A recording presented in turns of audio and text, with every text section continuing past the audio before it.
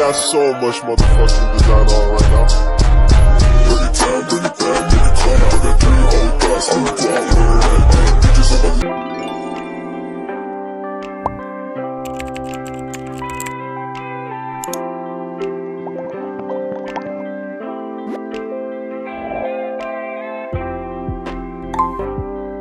Perencanaan tenaga kerja yaitu sebuah korporasi selalu membayar pengeluaran rutin untuk para pekerjanya, dan ada 2 golongan korporasi para pekerja, yaitu tenaga kerja langsung dan tidak langsung. Dan anggaran tenaga kerja yaitu perencanaan terstruktur terhadap balas jasa yang diberikan kepada para pekerja untuk masa-masa berikutnya. Anggaran tenaga kerja yaitu perencanaan terstruktur terhadap balas jasa yang diberikan terhadap para pekerja untuk masa-masa berikutnya. Penganggaran tenaga kerja mencakup permasalahan yang rumit dan kompleks, maka harus dihitung dengan cermat oleh pemimpin departemen.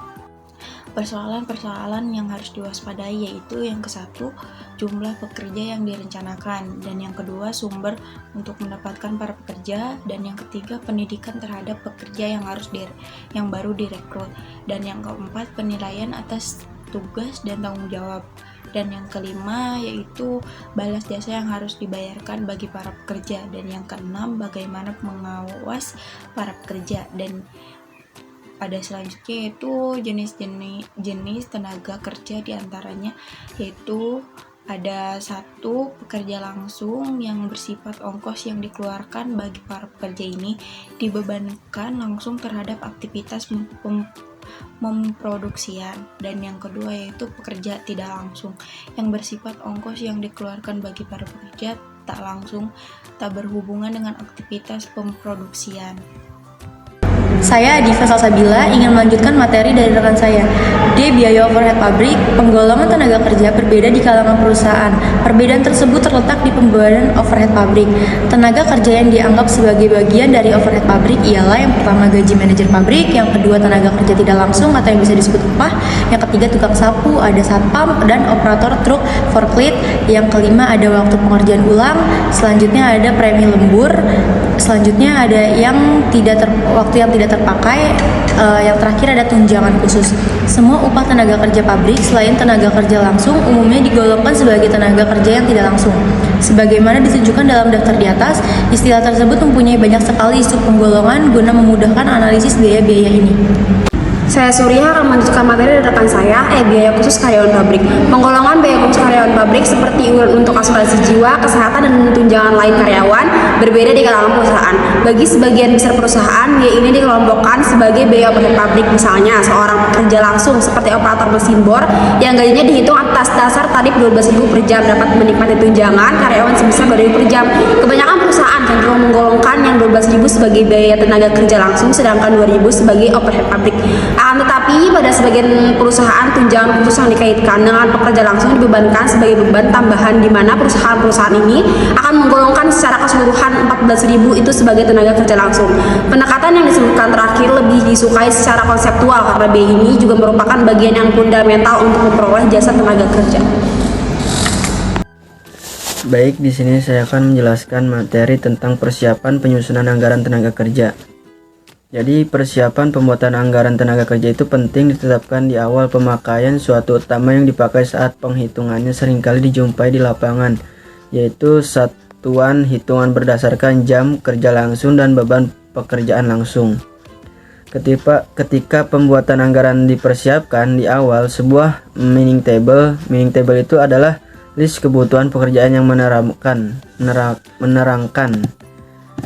Yang pertama itu ada spesialisasi pekerjaan yang diinginkan untuk dapat dipakai dalam proses produksi yang sudah direncanakan.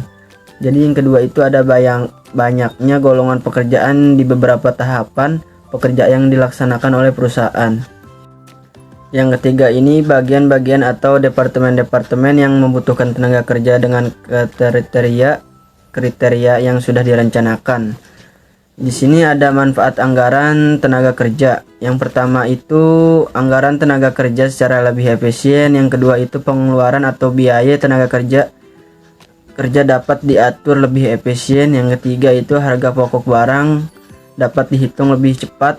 Dan keempat itu alat pengawasan biaya tenaga kerja. Baik, di sini saya akan menjelaskan contoh soal anggaran tenaga kerja. Suatu korporasi pekerja langsung pada manufaktur dikelompokkan ke dalam 3 golongan, yaitu golongan 1, 2, dan 3. Upah per jam buruh langsung masing-masing itu golongannya adalah golongan 1 itu sebesar 150 per orang, golongan 2 itu sebesar 200 per orang, golongan 3 itu sebesar 250 per orang. Jadi golongan pertama itu 50 orang, golongan kedua itu 20 orang, jadi golongan 3 itu 5 orang. Totalnya itu jadi 75 orang. Hasil perhitungan tarif upah rata-rata pekerja langsung tersebut per orang per DLH adalah, jadi golongan 1 itu tingkat upah per jam dalam RP itu 150, jumlah orang itu 50, dan jumlah DLH-nya itu 100, jumlah uangnya itu 750.000. Yang kedua itu tingkat upah per jam dalam RP-nya itu 200, jumlah orangnya itu 20, jumlah DLH-nya itu 100, dan jumlah uangnya itu 400.000. Dan golongan ketiga itu tingkat upah per jam dalam RP-nya itu 250, jumlah orangnya itu 5, dan jumlah DLH-nya itu 100, dan jumlah RP-nya itu 125.000. Jadi di sini jumlah orang itu ada 75, jumlah DLH-nya 100, dan total jumlah dari keseluruhan itu 1.275.000. Assalamualaikum warahmatullahi wabarakatuh. Selamat pagi sejahtera. Saya Ramandaha Kuntara Soma. Saya akan membahas bagian I tentang contoh soal anggaran tenaga kerja. Contoh soal 1. Suatu korporasi pekerja langsung pada manufaktur dikelompokkan ke dalam 3 golongan, yaitu golongan 1, 2, dan 3. Upah per jam buruh langsung masing-masing golongan adalah golongan 1 Rp150 per orang per DLH, golongan 2 Rp200 per orang per DLH, golongan ketiga Rp250 per orang per DLH. Jumlah masing-masing golongan adalah golongan 1 ada 50 orang, golongan 2 ada 20 orang, golongan 3 ada 5 orang, yang menjadi totalnya ada 75 orang.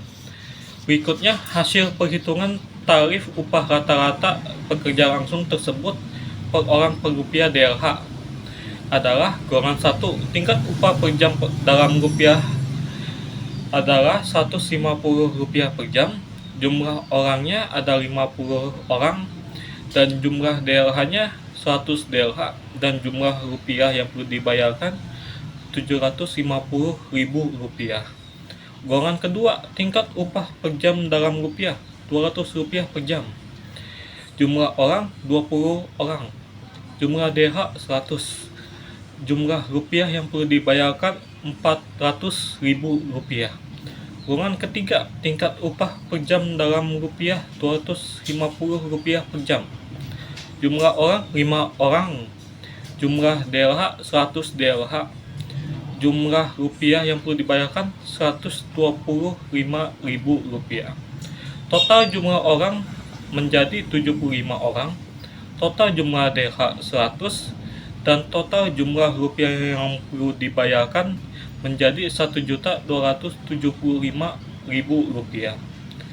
Tarif upah rata-rata Rp1.275.000 dibagi 7.500 menjadi Rp170 per DLH. Selanjutnya, pentingnya dicermati tarif upah rata-rata bisa tidak sama bila mana ada perubahan rasio pemakaian pekerja, yaitu rasio jumlah tiap golongan pekerja, rasio tarif upah tiap pekerja.